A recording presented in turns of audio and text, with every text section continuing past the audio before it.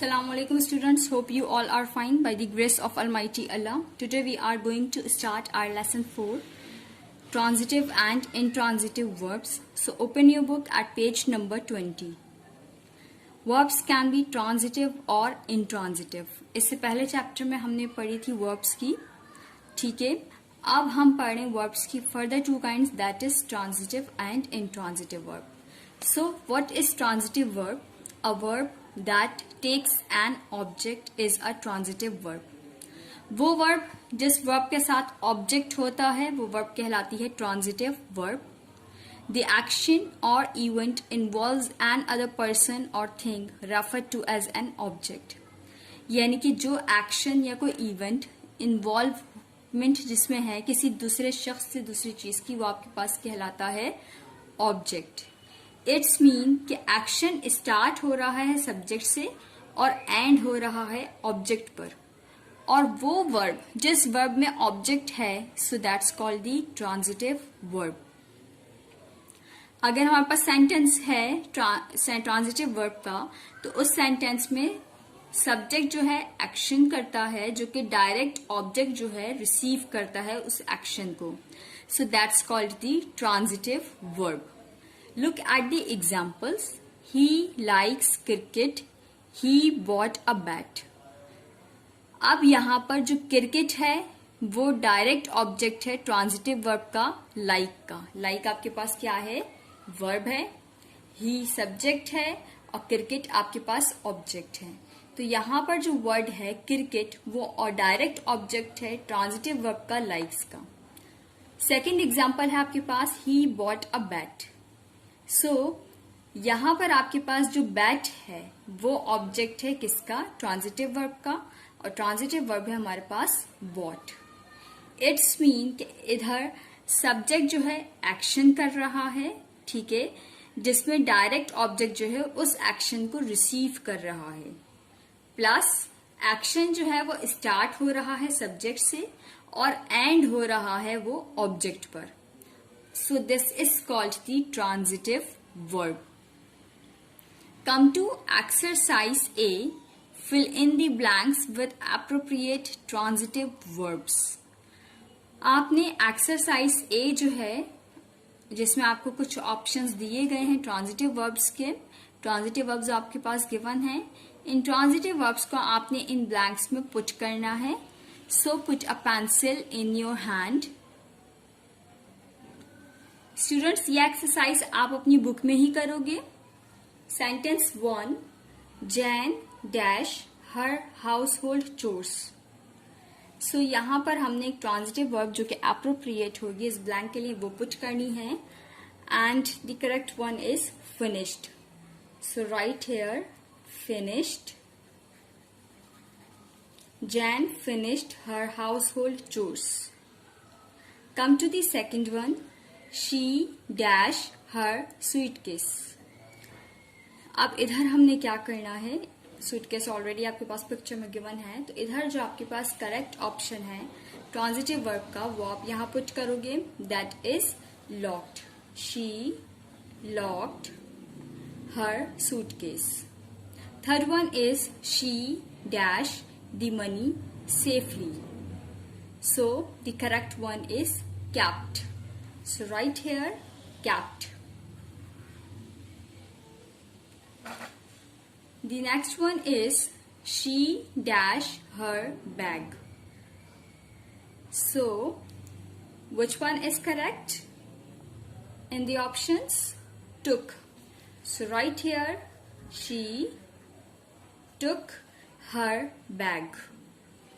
Come to sentence 5. The dog dash the meat. So the correct answer is ATE, 8. So right here. Next one is Haris dash a number of stories. So for stories we have the transitive verb that is narrated. So right here Haris narrated a number of stories. Come to the seventh one.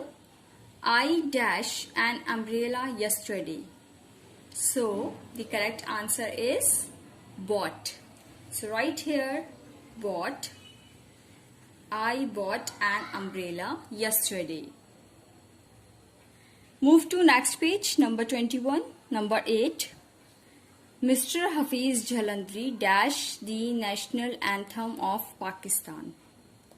So the answer is wrote. Right here, wrote. W-R-O-T-E, wrote. Number 9 is the chairman dash along circular. So the correct answer is sent. S-E-N-T, sent.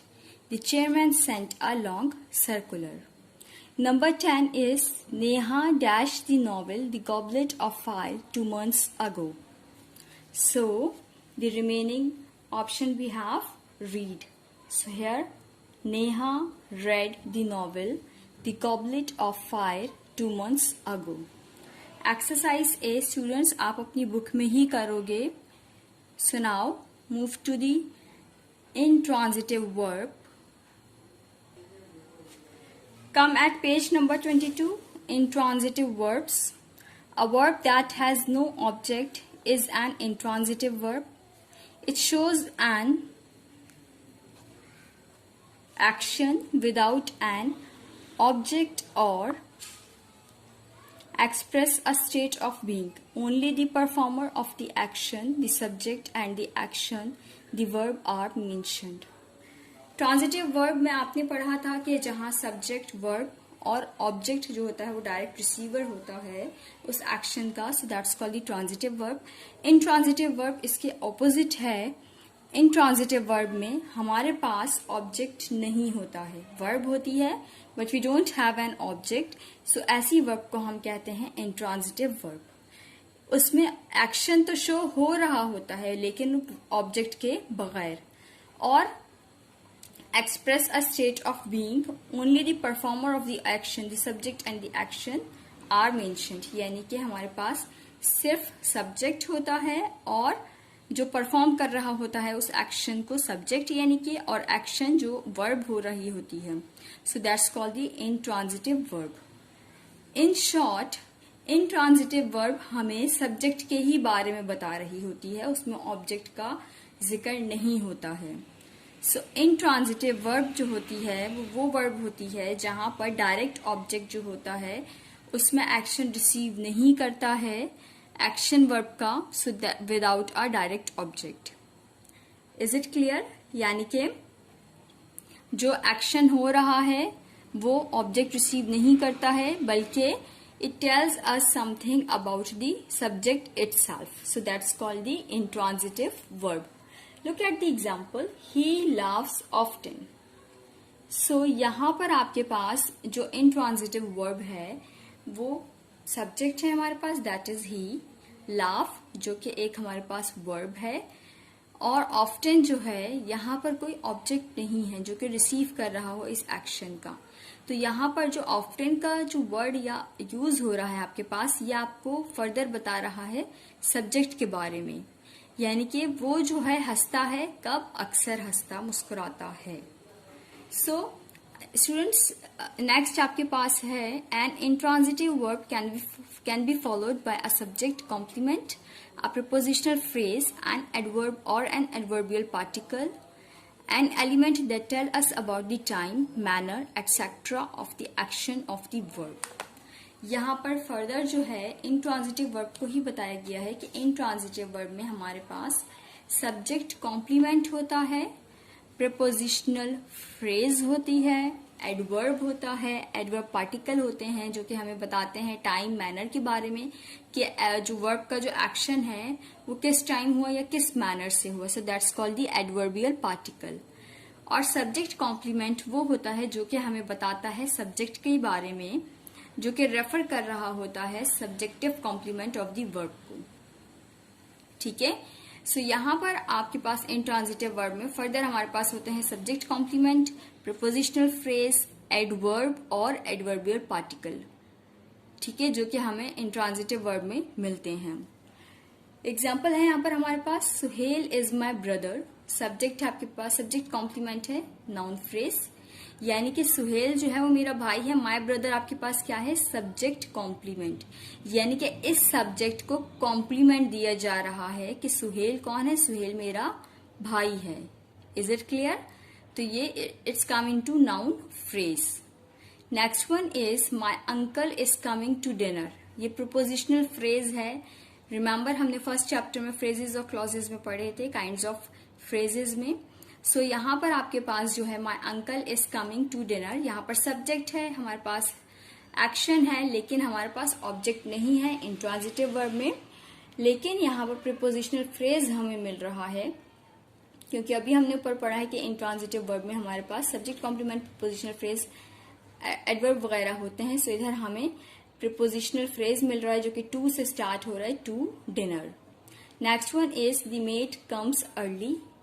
Adverb पता चल रही है, कौन सा adverb particle है, time का, यानी कि वो एक्शन तो हुआ है लेकिन वर्ब का एक्शन क्या टाइम हुआ था, अर्ली का। So the mate comes early, adverb of time आ गया। द ट्रेन वेंट पास्ट, ये एडवर्बियल पार्टिकल है, मैनर बता रहे हैं यहाँ पर। So these are all the intransitive verb, जहां पर इंट्रांजिटिव वर्ब में हमें subject complement prepositional phrase adverb adverbial particle मिलते हैं। यहाँ इन्होंने कुछ एडवर्बियल पार्टिकल्स का दिया हुआ है जो कि ग्रुप ऑफ एडवर्ब्स हैं, like up, down, in, out, on, off, away and back. जी, so come to exercise C.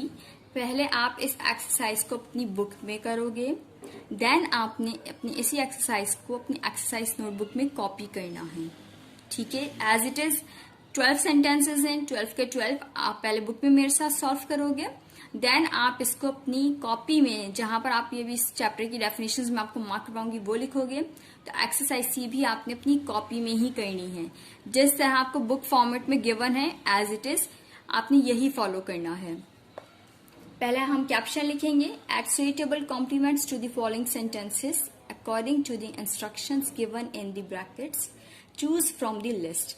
List है आपके पास जहां पर कॉम्प्लीमेंट्स गिवन है, आपने इन कॉम्प्लीमेंट्स जो सुइटेबल हो वह आप इन ब्लैंक्स में फिल करोगे। So now come to the sentence 1, they came dash, यहाँ पर एडवर्ब का इन्होंने लिखा हुआ है। सो यहाँ से हम क्या लेंगे, कौन से कॉम्प्लीमेंट को फिल करेंगे, late. So right here the came late, क्योंकि एडवर्ब है, एडवर्ब जो कि हमें मजीद बता रहा है उस वर्ब के बारे में। सो टाइम आ गया यहाँ पर। नेक्स्ट वन है स्टूडेंट्स हमारे पास, ही वॉक्ड डैश। फिर अगेन हमने यहाँ पर एडवर्ब लिखनी है, तो यहाँ पर एडवर्ब हमारे पास जो होगी वो क्या होगी, let's check, fast. He walked fast. Move to third sentence, Sahar is dash. Subject complement आपने देना है नाउन फ्रेज का, तो यहां पर हम लिख सकते हैं students, Sahar is my good friend. तो यहां पर आप ये नोट कर लें, my good friend. Come to sentence 4, Rabab is dash. यहां पर भी आपने सब्जेक्ट कॉम्प्लीमेंट देना है जो कि नाउन फ्रेज होगा। रबाब के बारे में यानी कि सब्जेक्ट के बारे में हमें मजीद पता चल रहा होगा। सो यहाँ पर आप लिख सकते हो माय यंगर सिस्टर। ठीक है, Rabab is my younger sister. Come to sentence 5, it appears to be dash.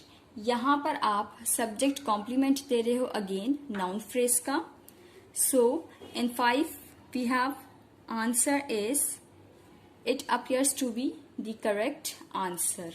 यहां हम लिख लेते हैं the correct number, sorry, it appears to be the correct number. Come to sentence 6, she became dash. Subject complement again हमारे पास होगा यहाँ पर नाउन फ्रेज में। सो हियर हमारे पास है a teacher, she became a teacher. 7th one is the principal walked dash. इधर हमने एडवर्बियल पार्टिकल पुट करना है, तो यहां पर होगा हमारे पास इन, द प्रिंसिपल वॉक्ड इन। जैसे कि अभी हमने ऊपर पढ़ा था एडवर्बियल पार्टिकल्स हमारे पास अप डाउन इन भी है, तो हम यहाँ पर इनपुट कर रहे हैं एडवर्बियल पार्टिकल में। Number 8 is the sound faded dash. Adverbial particle यहाँ पर अगेन आएगा आपके पास, तो हम यहाँ पर ले सकते हैं अवे। ठीक है, the sound faded away. Next one is we can not live dash.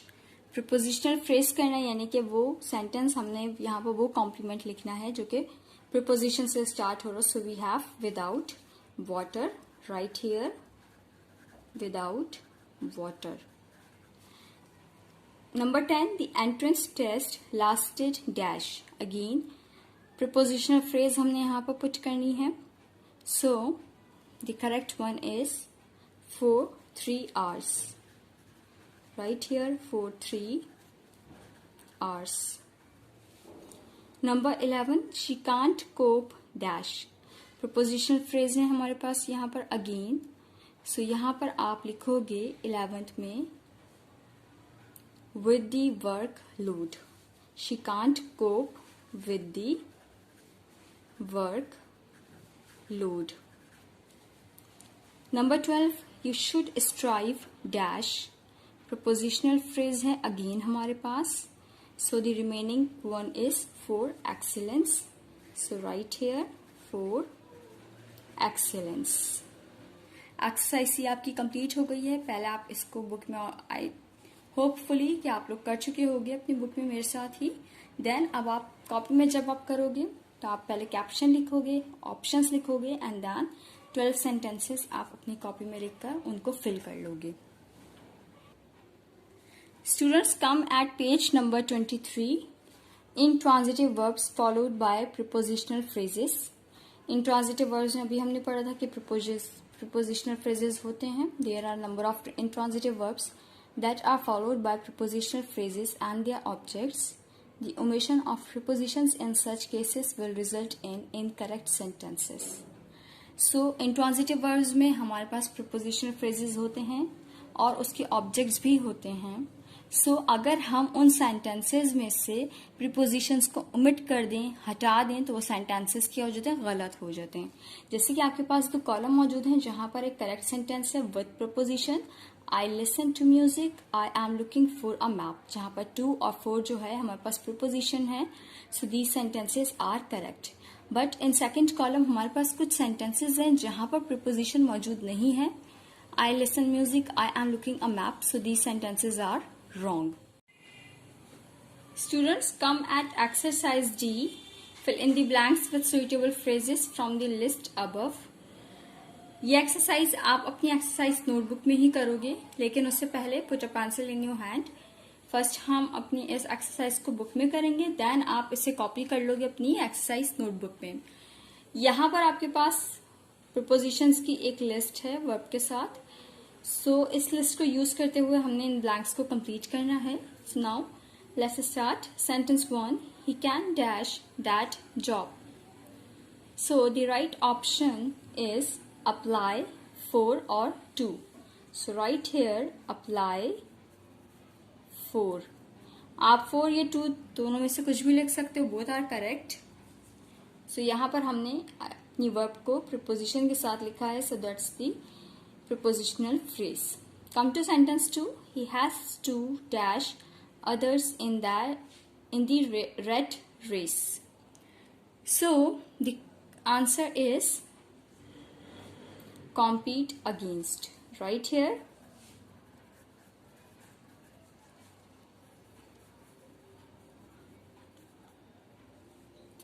Next one is the selection will dash his merit, and the answer is depend on। Students remember अभी हमने इंट्रांजिटिव वर्ब्स में देखा था कि prepositional phrase होना चाहिए। अगर prepositional phrase हम नहीं लिखते हैं कुछ सेंटेंसेस में, सो हमारा सेंटेंस क्या हो जाता है, रॉन्ग हो जाता है। तो हम यहाँ पर वर्ब के साथ प्रिपोजिशन भी लिख रहे हैं to make our sentence correct.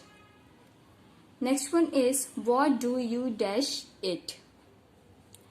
So the correct answer is think about.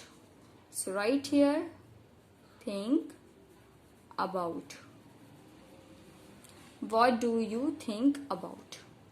Next one is 5. You can dash me.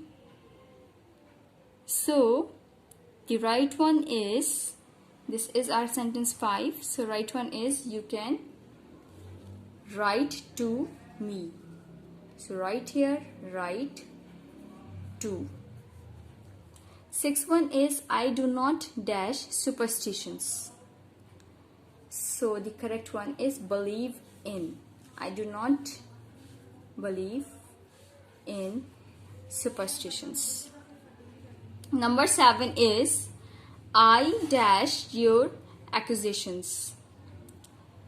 So answer correct one is I object to. ठीक है, तो यहाँ पर हम लिख देंगे I object to. 8th one is, I dash cleanliness everywhere. So the correct one is I insist on cleanliness everywhere. 9th one is, I will dash my brother. I will, so we write here, I will, correct one is,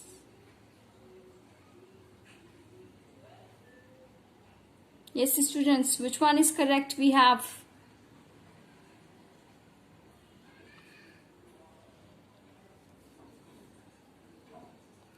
I will speak to is correct one. So right here, I will, reply to.